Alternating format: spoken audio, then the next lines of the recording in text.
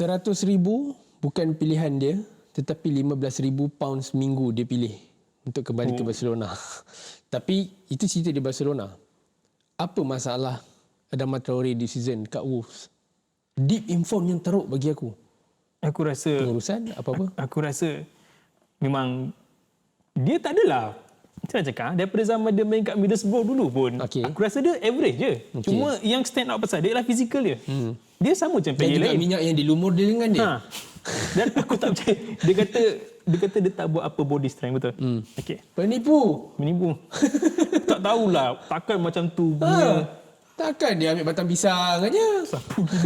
Tak ada. Okey, kalau kita berbalik kepada Adama Traore tadi kan, aku rasa dia dekat Wolves memang gameplay. Memang gameplay dan dia adalah seorang player yang biasa dalam Premier League tak stand up pun.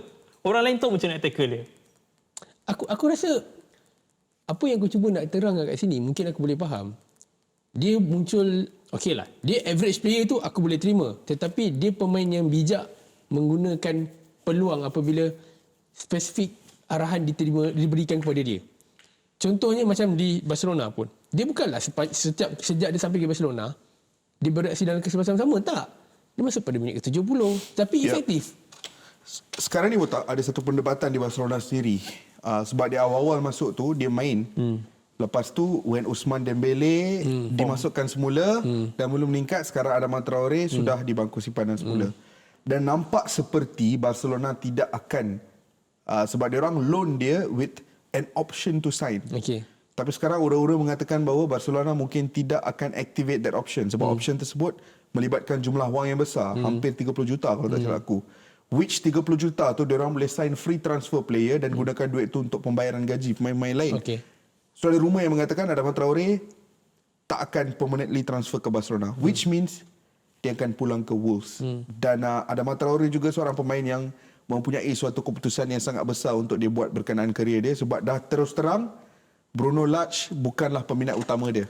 Dan aku tak rasa dia sesuai dengan corak bola sepak Bruno Lage pun. 36.6 km sejam. Itu kelajuan yang dicatatkan oleh Adama Traore sebelum dia meninggalkan Premier League season ni. Dan berkongsi kedudukan tengah kedua tu dengan Mohamed Salah. Kalau bercakap soal Mo Salah ni, aku rasa dah berapa bulan dah perdebatan ni masih orang bincangkan sebenarnya. Ke mana hala tuju dia? Berapa gaji yang dia patut dapat? Berapa gaji yang Liverpool boleh bagi dekat dia? Okey lah, mungkin kita ke depan sikit lah. Dia kalau stay dengan Liverpool is a good thing for Liverpool. Tapi worst case scenario dia tinggalkan Liverpool. Bagi aku sebenarnya worst case scenario tu pun, perkataan worst pun bagi aku tak tepat. Sebab Liverpool dah dapat apa yang dia nak daripada Mo Salah sepanjang tempoh dia di sana. Tapi mana kelab yang possible, yang sesuai untuk Mo Salah? Aku rasa untuk Mo Salah tak ada next step daripada Liverpool. Dia dah peak kat Liverpool, dia patut stay that way. Tapi yelah, player kan, dia ada kehendak, ada kemahuan dia sendiri.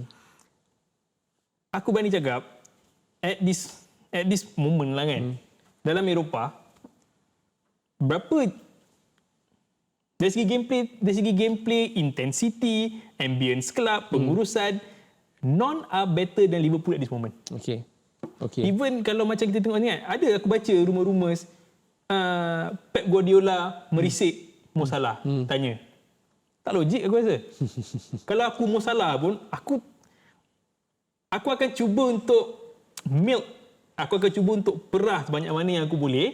Sebab aku tahu apa yang aku boleh offer. And aku tahu kelab lain tak ada yang boleh offer gameplay yang sama yang aku tengah alami sekarang ni.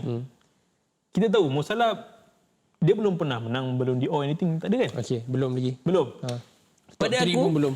Pada aku kalau dia greedy lah, tamak ke apa kan, dia patut stay. Kalau dia betul nak merasa elusif, pegang Ballon d'Or status pemain terbaik dunia tu, ada serta benda yang dia kena lepaskan. Contohnya macam gaji dia ke, serta kontrak ke. Ataupun ada kebarangkalian dia akan jadi macam Eden Hazard di Chelsea dulu.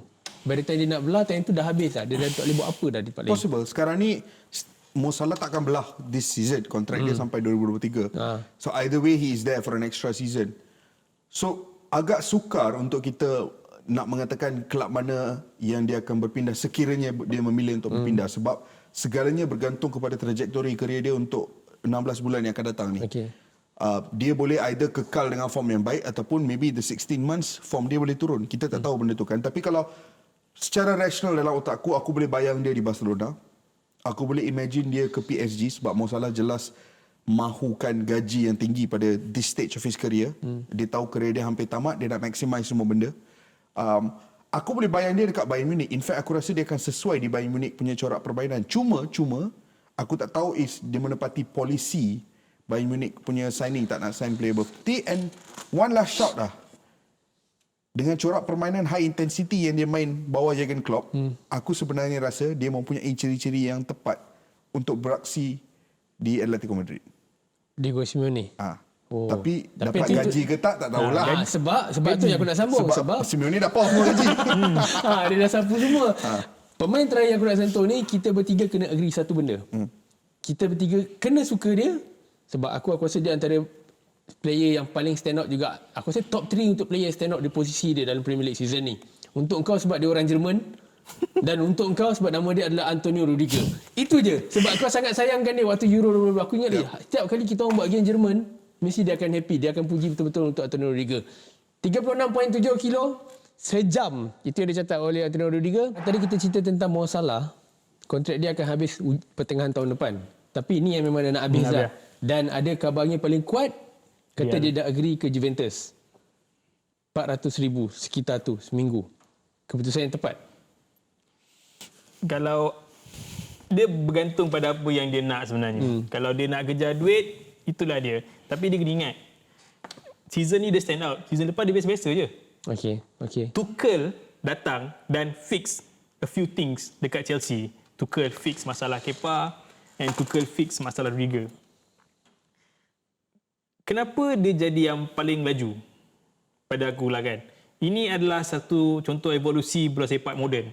Defender tak semestinya kena kuat, tegap, kena pandai menanduk bola, clearance tak. Aku pernah cakap pada awal tadi, Chelsea season ni adalah satu tim yang sangat susah untuk kau tembus secara counter attack. Okay. Kenapa? Sebab adanya kepantasan Rudiger ni. Betul. Macam tadi juga Konate. Dia pun laju. So, pada aku, Maldini pernah cakap, kalau aku kena tackle, aku buat silap. So, in this evolving football punya player ni kan, sekarang ni antara yang paling penting ialah intercept. So, untuk intercept, kau perlukan kelajuan tu. Okay. Kita tahu bola sepak Itali sangat rough dan slow. Okay. Sesuai ke tak dia main macam tu dengan striker yang berpengalaman yang mungkin tak perlukan kelajuan sangat? Untuk sambung apa yang kau cakap sesuai ke tak tu, Ki, sebelum kau nak ulas pasal benda ni, aku nak ingatkan kau, sebab tu di bawah kendalian Frank Lampard, dia hampir tinggalkan Chelsea. Correct. Thomas Tuchel datang, main back 3, dia perform well. Duduk di Jerman, back 3, perform well. Yep. Dan sekarang Max Allegri di Juventus bermain dengan back 4 tu. Kita tak tahu Max Allegri kekal jurulatih ke tak pun end of the season. Tak, dia macam ni lah. Boleh jadi pemain advert. Dia macam ni. The fact that Ibrahima Konate dan Konate dengan Salah kan tight nombor 2 kan. Okay. Diorang punya kelajuan tu sama kan. So technically nombor 1 dan 2 pemain paling laju di Premier League adalah centre back. Benda tu 10 tahun lepas kau tak boleh bayang. Okay. 15 tahun lepas kau tak boleh bayang. Definition of a defender 10 tahun lepas sangat berbeza dengan sekarang. Konate ni datang daripada background RB Leipzig di mana rakan sepasukan dia adalah pemain paling pantas di Bundesliga musim lepas, Dayot Upamecano. Okay. So sama. So Rudiger memiliki kepetasan yang luar biasa yang menjadi aset yang sangat besar kepada dia. Tapi sekarang ni on the other hand, aku juga faham. Rudiger umur dah berapa? Dah 30 dia 30, 29, 30. Dia belum lebih 30 lagi. Bila kau sampai umur seperti ini, engkau tahu bahawa masa depan kau akan masa depan kerjaya kau tu dah hampir tamat dah. Nak dekat penghujung dah ni. In this state of mind, majority player akan mula memikirkan one final big contract yang kau boleh dapat sebelum kau punya kerjaya tu mula jatuh. Aku takkan salahkan mereka sebab aku tahu ini adalah keputusan financial decision untuk mereka dan keluarga. Dan untuk Rudiger, option Juventus tu akan confirm. Sekarang ni dia berada dalam kedudukan yang best. Kalau dia caw daripada klub secara percuma, Okey. semua klub future dia boleh tawarkan jumlah gaji yang besar. 400,000 tu adalah jumlah yang banyak dan aku takkan salahkan dia kalau dia pergi ke Juventus.